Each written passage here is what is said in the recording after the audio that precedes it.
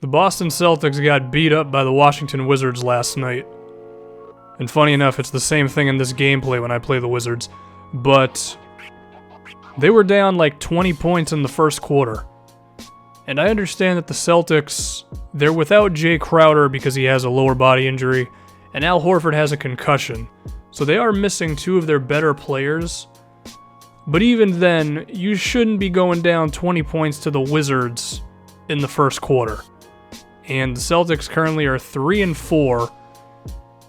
And there have been some disappointments with this team so far into the season. I mean, people were thinking these guys were going to be one of the top teams in the Eastern Conference, and I definitely think they can still get to that point. I don't think the panic button has really even been pressed yet, but it has been a little disappointing, so we can talk about it. And they're one of the worst defensive teams in the NBA right now, and if I'm watching the Wizards game last night, they just had moments that you wouldn't expect from them.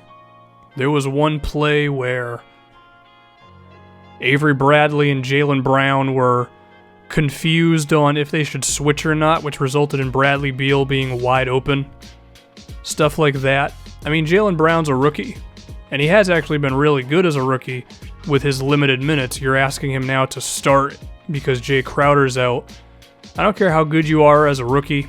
That's really tough to do, to go to a team that expects to win and be a starter.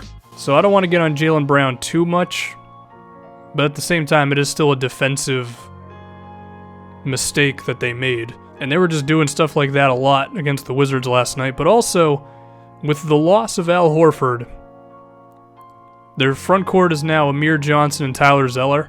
From an offensive standpoint, neither one of these guys do much of anything.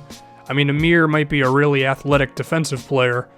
Offensively, unless he's wide open under the rim, or if he's having some out-of-body experience from three that he had like a week ago, he's not going to do much for you offensively, and we're seeing the effects of that because when Isaiah Thomas wanted to drive last night, there were two guys on him at all times, and usually we see Isaiah with at least a little bit of space earlier in the season because of Horford, but without him there, it's like Isaiah can't do his signature scoop shots and falling hook shot stuff that he does because he manages to finish over people even though he's like significantly shorter than them. It's pretty tough when there's so many guys in the paint, so he was forced to pass out one time to Bradley, who missed an open three, and then another time he picked up his dribble like 10 feet from the basket and forced a turnover. So little things like that they're missing without Al Horford. Now Kelly Olynyk just came back, so I believe that you could potentially start Olynyk with Amir Johnson because that would give you the spacing. The question is if Olynyk can actually handle himself inside the paint, which I don't really think he can, but if you want to provide more spacing for your guys, that's the way to do it.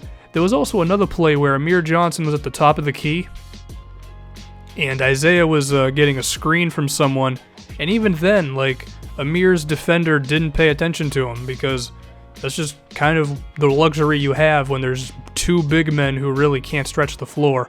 I mean, Tyler Zeller's 15-footer isn't bad, but he's still not really an offensive presence like that. Now, speaking of the offense, I will say Avery Bradley has stepped up to this point. He pretty much stole Klay Thompson's early season jump shot. He's come back down to life a little bit. He is still shooting over 40% from three in his past 5 games. Now, granted, one of those games he went 8 for 11, so...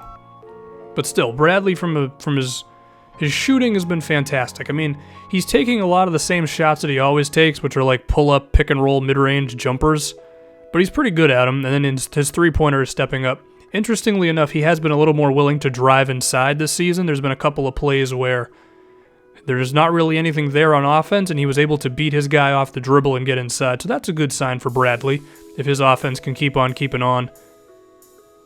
But we really have to get to the defense, because that's where this team is really screwing up at the moment. I mean, I was looking at the Denver Nuggets highlights, and there were some times, again, blown assignments where someone just cuts inside, and at one time the Celtics would just be ready for that. You know, Marcus Smart, Avery Bradley, they usually don't let that type of stuff just get through, but they have allowed it so far. And again, I know you're missing Jay Crowder and you're missing Al Horford, but like, even with those two outs, given the roster that you have, as well as the head coach that you have in Brad Stevens, you should still be able to beat the Denver Nuggets and the Washington Wizards. I mean, these two games were blowouts. Like, these are two teams that you should still be able to beat even without those two guys on the team. Another play that sticks out to me is in the Denver Nuggets game where the Nuggets ran a pick and roll on Tyler Zeller's guy, and Zeller, he's just not Al Horford. Horford's mobility when it comes to defending the pick and roll is one of the best in the league, whereas Tyler Zeller is kind of a statue sometimes. And funny enough, Kelly Olynyk is actually not bad when it comes to pick and roll defense. Maybe that would be some more minutes for him now that he's actually back. But I do want to stress, like, just because Al Horford and Jay Crowder are out does not mean it's okay to be this bad on defense, because they didn't have Al Horford at all last season, and there were stretches where Jay Crowder was out, and they were still really good defensively. So the blown assignments, the not knowing if we should switch, not being able to stop a guy cutting to the basket, not being able to defend Emmanuel Mudiay in the pick and roll whatsoever. I mean, I'm going through the highlights right now of Mudiay when he scored way too many damn points in the first quarter against the Celtics. If I was Brad Stevens, I would have put Marcus Smart on him, because Bradley is probably your best defender, but Marcus Smart, given that Jay Crowder's out, is your most physical. And when Mudiay just can't miss from outside, that's when you put Smart on. I mean, hell, he had Marcus Smart defend Millsap in the playoffs, and it actually kind of worked. Like, I'm seeing the Mudiay highlights now. The defenders he has on him, he's got Isaiah Thomas, he's got Terry Rozier. Like, he's not even getting touched on these pick and roll 3-point attempts. Marcus Smart will actually rough you up. You might draw a couple of fouls in the process, but when you got a guy who's just going off from 3, that's what you got to do. You got to elbow him, you got to hit him, you got to get him out of his comfort zone. That's just something I would have done. Now, of course, you would have had to deal with, like, perhaps a smaller guy defending Danilo Gallinari, but when the game is nearly already out of reach in the first quarter because Emmanuel Mudiay can't miss, it's a type of adjustment you gotta make. So being bad at defense sucks in and of itself. It's even worse when you can't grab a rebound. So if you do manage to stop them, even if they get the offensive board on you, it doesn't matter, as the Celtics are one of the worst defensive rebounding teams in the league right now. That was one of my concerns with them this season, was just the defensive rebounding. But I figured they were going to be good enough. And again, like, losing Horford does hurt you there. Even if he's not a great rebounder himself, just having another big body who can grab 6 or 7 a game is huge. Crowder is a nice rebounder at the 3 spot. But still, I mean, there were moments against the Wizards where Otto Porter grabbed more than a couple offensive rebounds where there were like 3 or 4 Celtics in the paint, and no one boxed him out. They were just staring at the ball, then he flew in and grabbed it. That's just inexcusable. That's the type of stuff that shouldn't be happening if you're an NBA team. I don't care if it's Tyler Zeller and Kelly Olynyk and Amir Johnson, who are not great rebounders. Otto Porter should not be killing you on the offensive glass. Now, when it comes to other legitimate big men, yeah, it's a problem, and they're going to have to deal with it all season. And it's only worse right now because they're down a couple of decent rebounders. But you got to make it work. If from a defensive standpoint, you only have one decent big man who can actually disrupt the other team in Amir Johnson, and the rest of your guys are soft as hell with Kelly Olynyk, Tyler Zeller, and Jonas Jerebko, so you have no inside paint presence besides Amir Johnson again. And then you also are not that great at defending the pick and roll with these guys. And then you're also having your perimeter players who have a reputation of being good defensively, in Marcus Smart, Avery Bradley, messing up assignments and allowing guys to cut inside the paint. And you suck when it comes to defensive rebounding. Yeah, you're going to be one of the worst defensive teams in the NBA. So, I understand Horford and Crowder are out, but holy hell, you should not be this bad on defense. You should not be down 20 points to the Denver Nuggets and the Washington Wizards in the first damn quarter. And you shouldn't be giving up like 12 offensive rebounds to Otto Porter. So they suck at the moment, at least on one side of the floor. Now, I also want to use this moment to say Gerald Green is really bad at defense. Just putting it out there.